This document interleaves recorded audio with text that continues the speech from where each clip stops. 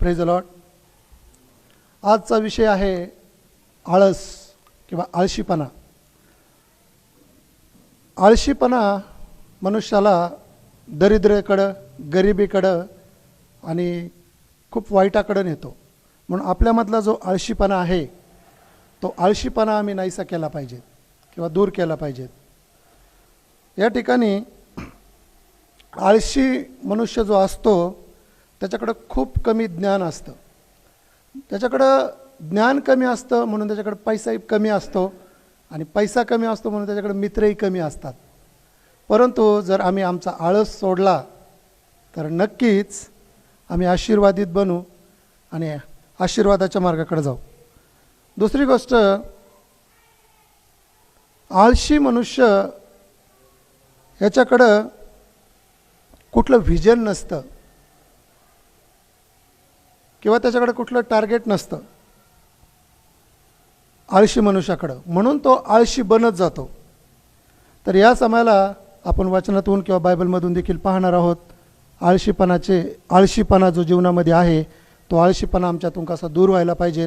आणि प्रभूला आळशीपणा आवडत नाही आहे किंवा आळशीपणाचा प्रभूला वीट आहे. आणि जर आमच्या जीवनात आळशीपणा आहे तर नक्कीच आम्ही तो आळशीपणा काढून टाकला पाहिजेत आणि आम्ही एक जागरूकता आमच्यामध्ये यायला पाहिजे आणि आळशीपणा आम्ही झटकून टाकलं पाहिजेत आणि आम्ही चांगल्या गोष्टींकडं किंवा प्रभूच्या आराधनेकडं, प्रभूच्या शास्त्राकडं, पवित्र शास्त्राकडं आम्ही आमची वाटचाल केली पाहिजेत. म्हणजे याचा अर्थ खूप बायबल वाचलं पाहिजे, प्रार्थना केली पाहिजे, आळस आमच्या जीवनामध्ये नसला पाहिजेत. म्हणून आळसाबद्दल आम्ही पवित्र शास्त्रामधून काही घटना, काही गोष्टी आम्ही पाहणार आहोत, वचन आम्ही पाहणार आहोत. आदामाला परमेश्वराने निर्माण केलं आणि पहिली गोष्ट आदामाला आज्ञा दिल्या की हे जे यादेन बाग आहे तू याला सांभाळायचं आहे, याच्याकडे लक्ष द्यायचं आहे. त्याला आदामाला हे नाही सांगितलं की नदीच्या कडेला जाऊन पाण्यात पाय सोडून पाय हलवत बसायचे. आदामाला काम सांगितलं परमेश्वराने आणि आदामाने ते काम केलं. परंतु आजकाल मनुष्य झोपून राहतो, कसल्या प्रकारचं काम करत नाही आहे, बायबल वाचत नाही, प्रार्थना करत नाही आहे, आध्यात्मिक गोष्टीमध्ये तो खूप आळशी आहे. आणि जो आळशी व्यक्ती आहे त्याला कुठलं ज्ञान नसतं आणि ज्ञान नसल्यामुळे त्याच्याकडे पैसाही नसतो. जर आम्हाला विजयी जीवन जगायचं असेल तर आज जी तुम्ही ही वाणी ऐकत आहात ही माझी वाणी नसून ही पवित्र आत्म्याची वाणी आहे. आपला आळस झटकवा, झोपेतून उठा, जागे व्हा. आध्यात्मिकरीत्या मी हे बोलत आहे. तुम्ही जरी सकाळी पाठ उठत असाल पण तुमचा आत्मा झोपलेला असेल तर प्रभू म्हणतो, अरे निद्रिस्ता जागा हो आणि उठ, ख्रिस्ताचा प्रकाश तुझ्याकडे आलेला आहे. म्हणून काही वचन आपण ह्या समयाला पाहणार आहोत.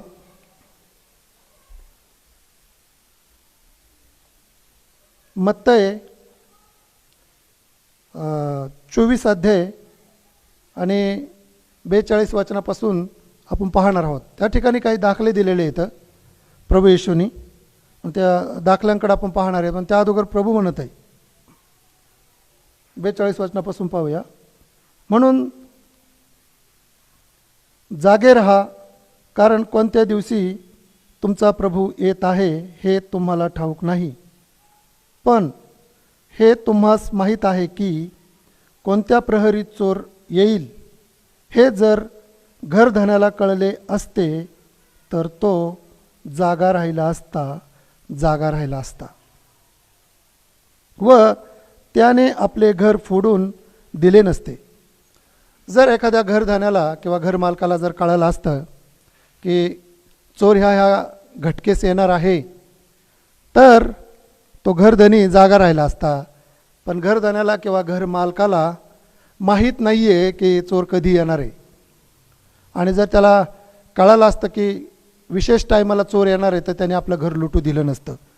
अशाच प्रकारे प्रभू देखील अचानक येणार आहे. म्हणून आपल्याला पण जागृत राहायला प्रभूने सांगितलेलं आहे. काय आपण जागृत आहोत का? जर नाही आहे तर आपण जागृत राहायला पाहिजेत. म्हणजे आपण आपल्या घराचं रक्षण करत राहायला पाहिजे, जागे राहायला पाहिजे, आपलं घर लुटू नाही द्यायला पाहिजे. कारण बायबल असं सांगत आहे, चोर येतो चोरी करायला, नाश करायला आणि घात करायला. आपलं हृदयामधल्या ज्या अनमोल गोष्टी आहेत, वचन आहे, आपल्या हृदयामध्ये पवित्र आत्म्याचं सामर्थ्य आहे, पवित्र आत्म्याची पवित्रता आहे, प्रभूची पवित्रता आहे, त्या सैतानाला घुसून आध्यात्मिकरित्या आपलं घर लुटू नाही द्यायला पाहिजेत. म्हणून आपण जागृत राहायला पाहिजेत. मी म्हणत नाही आहे की तुम्ही रात्रंदिवस जागेच राहा. मनुष्याला 6 तास झोप पुरेशी आहे. तुम्ही झोप घ्या, मस्त आराम करा, परंतु आध्यात्मिकरितेने आम्ही जागृत राहायला पाहिजे. म्हणून प्रभू येशूने हा दाखला सांगितलेला आहे. घरधनाला जर कळालं असतं की चोर कधी येणार आहे आणि कधी आज आपलं घर लुटणार आहे, तर तो कधीच झोपला नसता. परंतु घरधनाला माहीत नसतं की चोर कधी येणार आहे. अचानक चोर येतो, मध्यरात्री येतो, अपेक्षा नसती अशा वेळेला येतो आणि घर लुटून घेऊन जातो. म्हणून आम्हाला नेहमी जागृत राहायला पाहिजे. आमच्या मौल्यवान वस्तू, आध्यात्मिक जीवनामधल्या मौल्यवान वस्तू, वचन आणि शांती, आरोग्य त्या दुष्टाने आमचं चोरून नाही न्यायला पाहिजेत. म्हणून आम्ही जागृत किंवा जागर राहायला पाहिजेत. पुढच्या 43 वचनापासून 44 वचनापासून पुढं प्रभूने अनेक एक दाखला सांगितला आणि त्या दाखल्यावरती आपण आज मनन करणार आहोत. Praise the Lord. आणि तो दाखला प्रभू येशूने असा सांगितला की कोणी एक मालक होता, धनी होता, आणि त्या धन्याने ठरवलं की आपण दूर देशाला किंवा गावाला जायचं. आणि गावाला जात असताना आपला जो दास आहे, नोकर आहे, त्या नोकराला त्यांनी सांगितलं की मी जात आहे दूर देशाला किंवा लांब गावाला मी जात आहे, तर तू काय कर, जो माझा परिवार आहे जो पाठीमागं, त्या परिवाराला तू अन्न दे. तर 44 वचनापासून आपण काही 1-2 वचन आपण वाचूया. यामुळे तुम्हीही तयार असा, कारण तुम्हाला वाटत नाही त्या घटकेत मनुष्याचा पुत्र येईल. 45 वचन आपण वाचूया. तर आपल्या घरच्या माणसांना वेळच्या वेळी अन्न द्यावे, म्हणून ज्याची नेमणूक त्याच्या धन्याने केली आहे असा विश्वासू व बुद्धिमान दास कोण आहे. त्याचा धनी येतो तेव्हा त्याला तसे करताना तो दास सापडेल तो आशीर्वादित आहे. याचं विश्लेषण किंवा याचं ट्रान्सलेशन करून किंवा याला मोकळीकतेने सांगत आहे की धन्याने किंवा मालकाने जी जबाबदारी आपल्या दासाला दिलेली आहे, तर तो मालक त्याला म्हणते की असा विश्वासू, असा चाकर किंवा दास कोण आहे की जे काही धन्याने किंवा जे काही मालकाने सांगितलेलं आहे तो विश्वासूपणाने करत राहतो.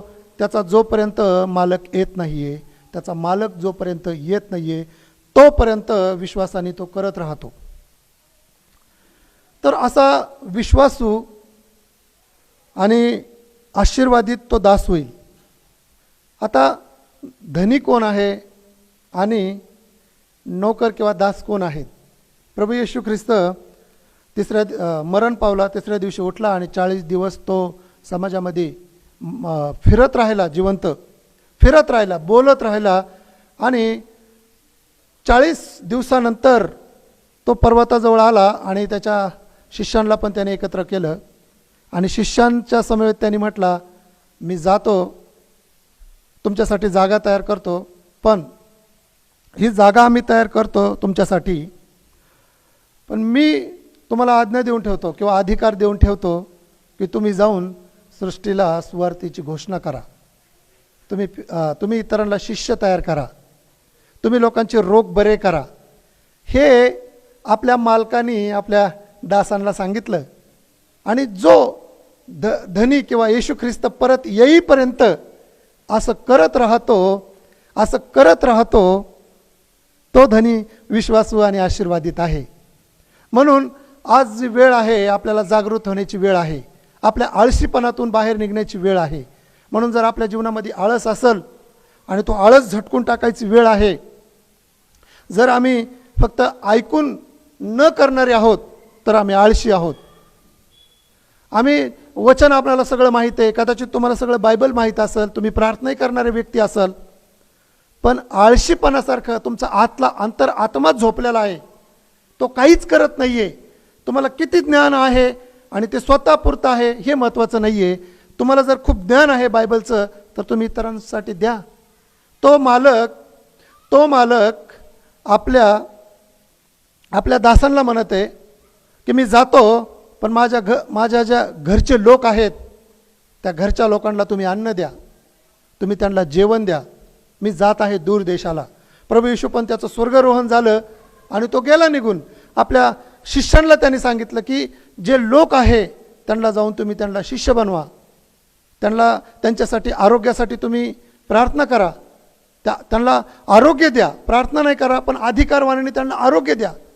हे प्रभू येशूने आपल्या दासांना सांगितलं. सेम ह्या दाखल्यामध्ये देखील प्रभू येशू किंवा त्याचा धनी, आपला धनी प्रभू येशू आपल्याशी बातचीत करत आहे. आज जे तुम्ही चॅनलवरती तुम्ही ऐकत आहात, जीजस इंडियावरती तुम्ही ऐकत आहात, थेट तुमच्यापर्यंत ही देवाची वाणी पोहोचत आहे.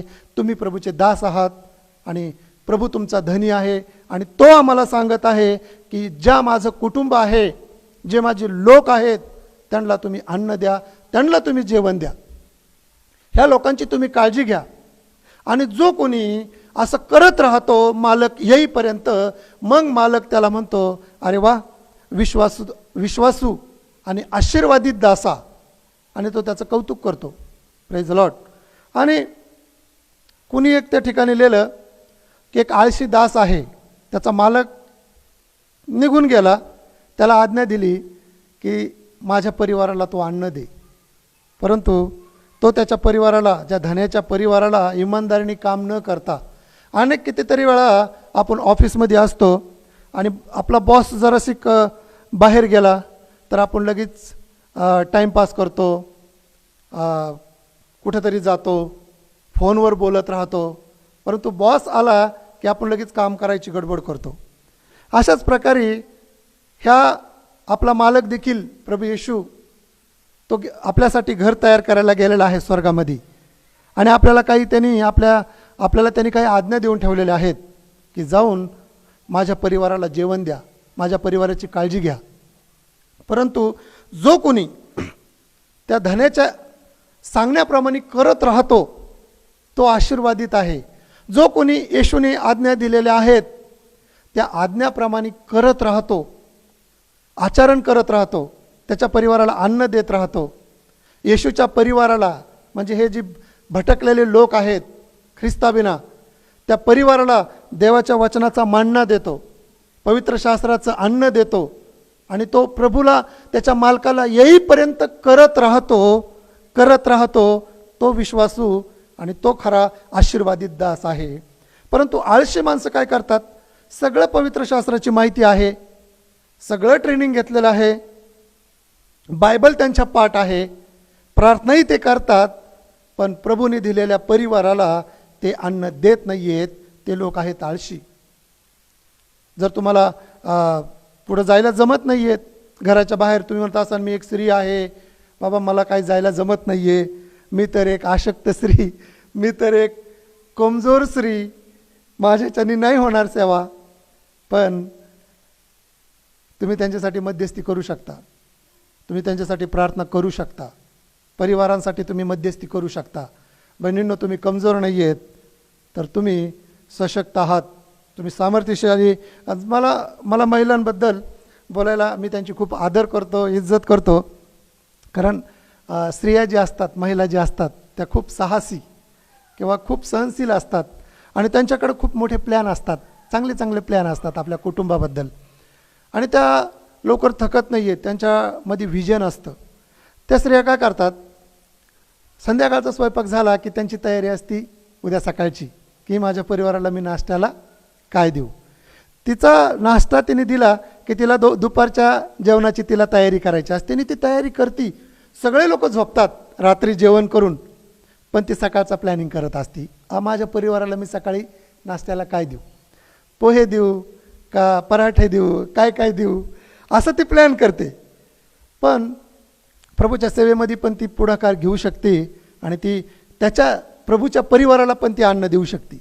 Praise the Lord. चांगलं वचन देऊ शकते. नाही काही जर तुम्हाला नाही जमत सुवार्थ सांगायला, नाही येशूच्या परिवाराला जेवण द्यायला जमत, तर तुम्ही तुमच्या पास्टरांसाठी प्रार्थना करा, मंडळीसाठी प्रार्थना करा. नाहीतर आमच्या जीजस इंडियावरच्या चॅनलवरचे जे पास्टर आहेत त्यांच्यासाठी प्रार्थना करा. पहा, तुम्ही प्रभूचं परिवार सांभाळत आहात, त्याच्या परिवाराला अन्न देत आहात, तुम्ही त्याचे दास, तुम्ही त्याचे नौकर आहात, प्रभूचे दास आहात आपण. आणि जी आज्ञा आपल्याला देऊन गेलेला आहे प्रभू, ते काम त्याला येण्यापर्यंत आपल्याला पूर्ण करत राहायचे. आणि आळशीपणा सोडून देऊया. म्हणून प्रभूचं वचन आम्हाला असं सांगत आहे की अरे आळशा उठ, कवर झोपत राहणार आहे, उठ, आता झोपायची वेळ नाही आहे, निद्रेस्थेतून जागा हो.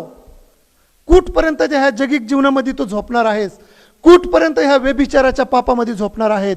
कुठपर्यंत त्या मोबाईल आणि फेसबुक आणि यूट्यूब ह्या सगळ्या चॅटिंगमध्ये तू पापामध्ये झोपणार आहे? उठ, आता तुला उठायची वेळ आलेली आहे. म्हणून एक गीतकाराने देखील सुंदर गीत लिहिलेलं आहे, जाग जरा दुल्हन तेरा दूल्हा आ रहा है, पापों की नींद ना सोना. पापाच्या झोपेमध्ये कुठपर्यंत झोपणार आहेस? आज उठायची वेळ आलेली आहे. ज्या धन्यानी, ज्या मालकानी जे कामगिरी सोपवून दिलेली आहे, मध्यस्थी करायची कामगिरी सोपवून दिलेली आहे, इतरांसाठी प्रार्थना करा, मध्यस्थी करा. आणि जे ऐकत आहेत, जर तुम्हाला सेवा करायची इच्छा आहे तर तुम्ही त्या देवाची सेवा करा. जाऊन शुभवर्तमान सांगा, देवाच्याबद्दल 2 लोकांना तरी सांगा, आपल्या शेजारच्याला सांगा, कारण ही देवाने दिलेली आपल्यासाठी कामगिरी आहे. हे देवाचं वचन अन्न आहे. कारण प्रभू, आपण जे प्रार्थना करतो, हे आमच्या स्वर्गातील बाप्पा, आपण रोज जी प्रार्थना करतो त्याच्यामध्ये लिहिलेलं आहे की आजची भाकर तू आज आम्हास दे. परमेश्वर तर आपली ही शरीराला लागणारी भाकर देतो, परंतु आत्म्याबद्दलची जी भाकर आहे ती भाकर म्हणजे देवाचं वचन आहे. आत्मा ह्या भाकरीने नाही जगू शकत. आत्म्याला पाहिजे देवाचं वचन, म्हणजे आत्म्याची भाकर ती आहे. जर वचन आपल्याला मिळालं नाही, आत्म्याला मिळालं नाही, तर आत्मा कमजोर होऊन मरू शकतो. तर म्हणून मी विषय अंतर होऊ देणार नाही. आपण परत त्याच विषयाकडे आपण परत येऊया. म्हणून प्रभू म्हणतो, अरे आळशा उठ, जागा हो, निद्रेस्थितून उठायची तुझी वेळ आलेली आहे. आणि तो मालक निघून गेलेला आहे आपल्या दासांना आज्ञा देऊन. प्रभू येशू पण त्या डोंगरावरती आपल्या शिष्यांना घेऊन गेला आणि त्यांनी सांगितलं की मी येईपर्यंत तुम्ही माझं काम करा, रोग्यास बरे करा, भूतं काढा, शिष्य तयार करा, जाऊन शुभवर्तमानाची घोषणा करा. जर तुम्हाला आज माझा संदेश कळत आहे तर ही उठण्याची वेळ आहे. तुम्ही हे चॅनल बदलून पुढे जाऊ नका. प्रभू तुमच्या सोबत आहे आणि आज तुम्ही तुमचं मन कठीण करू नका. जर प्रभू येशू तुम्हाला काही करायला सांगत आहे तर नक्की करा, प्रार्थना करा, वचन वाचा आणि हे अन्न जमा करून ठेवा. आज जर तुम्हाला सांगता येत नाही आहे वचन, तर आळशीपणातून उठा आणि तुम्ही रात्रंदिवस देवाचं वचन वाचा. वेळ मिळेल तसा तुम्ही प्रभूचं वचन वाचा. कारण स्तोत्र 1 मध्ये लिहिलेलं आहे, सुखी तो पुरुष जो दुर्जनाच्या मसलतीने चालत नाही, निंदकाच्या बैठकीत बसत नाही आणि पापी जणांच्या मार्गात उभा राहत नाही. आणि रात्र आणि दिवस देवाचं नियमशास्त्र वाचतो आणि मनन करतो, तो माणूस आशीर्वादित आहे. जर आज आम्ही आळशीपणामुळं आम्ही बायबल वाचत नाही आहे, आम्ही प्रार्थना करत नाही आहे, तर आम्हाला उठण्याची वेळ आहे. आळशी माणसाकडे काही ध्येय नसतं, आळशी माणसाकडे काही टार्गेट नसतं, म्हणून त्याच्या जीवनामध्ये आळसपणा काम करत असतो. पटकन बायबल वाचून, ज्याला माहीत आहे की मला आता ह्या महिन्यामध्ये किंवा 2 महिन्याच्या आतमध्ये मला नवा करार आणि जुना करार पूर्ण वाचून काढायचं आहे, त्याच्याकडे एक ध्येय असतं आणि मग त्याला ज्ञान प्राप्त होतं आणि ज्ञान प्राप्त झालं की त्याच्यावरती आशीर्वाद येतात. Praise the Lord. आणि त्याचा धनी त्याला आज्ञा देऊन गेलेला आहे की मी येईपर्यंत जागृत राहा, जागे राहा. आणि ज्या धन्याने कामगिरी सोपवून दिलेली आहे देवाचं काम करण्याची, ते काम करत राहा. आणि तसं करत राहत असताना एक वेळेस अचानक धनी येतो. जसा चोर कधी येतो कोणाला माहीत नाही आहे, तसा धनी अचानक येणार आहे आणि जो माणूस जागृत आहे त्यालाच तो घेऊन जाणार आहे. फक्त त्या व्यक्तीला घेऊन जाणार आहे आणि त्याच व्यक्तीला शाबासकी देणार आहे. तर म्हणून आणि आळशीदास काय करतात सांगितलेलं आहे, थोड्या दिवस धन्याने सांगितलेले काम करतात, नंतर स्वतः तुम्ही नंतर वाचू शकता 45 वचनामध्ये की आळशी तो जी आळशी माणूस किंवा काय करतो, किंवा तो दास काय करत राहतो. तो दास काय करतो, त्याच्या धन्यानी जी आज्ञा दिलेली आहे ते आज्ञांचं अनुसरण तो करत नाही. तो जे दारू पितात, जे वाईट मार्गाने आहेत, जे जगिक लोक आहेत, जे जगाच्या गोष्टींमध्ये ते गुरफटलेले आहेत, पापामध्ये आहेत, आशांबरोबर जो फिरतो, त्यांच्यापाशी तो चर्चा करत राहतो आणि आपल्या परिवाराला अन्न देत नाही आहे, आपल्या परिवाराला तो जेवण देत नाही आहे, तर ज्यावेळेस त्याचा धनी येईल त्यावेळेस त्याची किती मोठी दुर्दशा असणार आहे. आपल्याला माहीत आहे की त्याने आम्हाला बोलवलेलं आहे, आम्हाला त्याच्या कामासाठी, त्याच्या कार्यासाठी त्याने आम्हाला बोलवलेलं आहे आणि आम्ही त्या धन्याचं काम केलं पाहिजेत. म्हणून आम्ही काही वचन आम्ही पाहणार आहोत आळशीपणाबद्दल. नीतिसूत्र याचा 6वा अध्याय आणि 6 वचनामध्ये आम्ही पाहतो की प्रभू त्या ठिकाणी म्हणत आहे,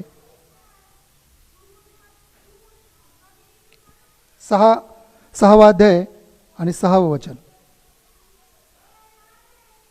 अरे आळशी, प्रभू म्हणत आहे आळशी माणसाला, अरे आळशा जागा हो आणि मुंगीकडे जा. ती मुंगी काय करती तिच्याकडनं शिक. काय म्हणत आहे प्रभू परमेश्वर आळशाला, की मुंगीकडे जा आणि मुंगीकडून शिक.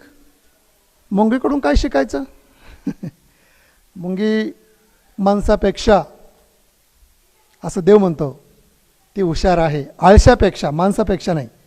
आळशी माणसापेक्षा मुंगी हुशार आहे आणि प्रभू परमेश्वर मुंगीकडून धडा घ्यायला तिला लावत आहे. आणि काय आपण पाहूया 6:6. अरे आळशा, तू मुंगीकडे जा, तिचे मार्ग तपासून शहाणा हो. आळशी माणूस निर्बुद्ध असतो, त्याच्याकडे काय ज्ञान नसतं. आळशी माणूस कसा असतो? जसा दरवाजा बिजागऱ्यांवर फिरतो तसा आळशी माणूस असतो. आपल्या पलंगावरती ह्या अंगावरून त्या अंगावर तो फिरत असतो, तसा तो आळशी माणूस असतो. दरवाजा जसा आपल्या बिजागऱ्यावर फिरतो तसा आळशी माणूस आपल्या पलंगावर फिरत असतो. एक जण नीतिसूत्रकर्ता म्हणतो की मी आळशाच्या शेताजवळून चाललो होतो. मला वाटतं नीतिसूत्र 22 अध्यायामध्ये आहे. आळशाच्या मी शेताजवळून चाललो होतो, तर त्याच्या शेतामध्ये काटे आणि कुसळ उगवले होते. त्याच्या घराजवळून मी चाललो होतो, त्याच्या घराच्या भिंती पाडलेल्या होत्या. आळशी माणसं त्यांची शेतं ते राबवत नाहीत, म्हणजे स्वतःच्या मंडळीमध्ये, स्वतःच्या लोकांमध्ये ते काम करत नाही आहेत. देवाच्या राज्यात, देवाच्या शेतामध्ये, देवाच्या बागेमध्ये आळशी लोक काम करत नाही आहे. म्हणून नीतिसूत्रकर्ता म्हणतो की मी त्याच्या शेताजवळून जात असताना त्याच्या शेतामध्ये काटे आणि कुसळ हे उगवलेले आहेत आणि आळशाच्या घराचे भिंती पडलेले आहेत आणि तरी तो झोपून राहतो. आणि शेवटी आपण पाहत आहोत की परमेश्वर आळशी माणसाला कोणाकडे जायला सांगतो? मुंग्यांकडं. मुंग्यांकडून काय शिकायचं? मुंग्याचे पाय एवढूशे, मुंग्याचे डोळे आपल्याला दिसत नाही आहे, परंतु ते आळशापेक्षा हुशार आहेत. आणि परमेश्वर म्हणतो की त्याच्याकडे जाऊन शिक. पाहूया आपण ते वचन.